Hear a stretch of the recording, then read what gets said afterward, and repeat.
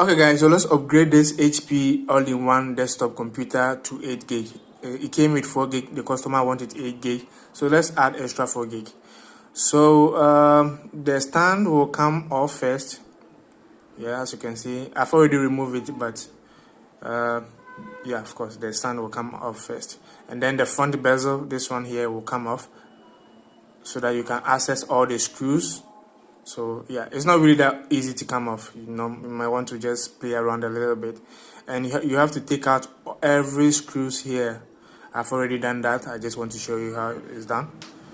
And then you lift the screen up. Yeah, so after lifting the screen off, you get access to the motherboard so that we can go ahead and install the extra 4 gig RAM. Yeah, to make it 8 gig.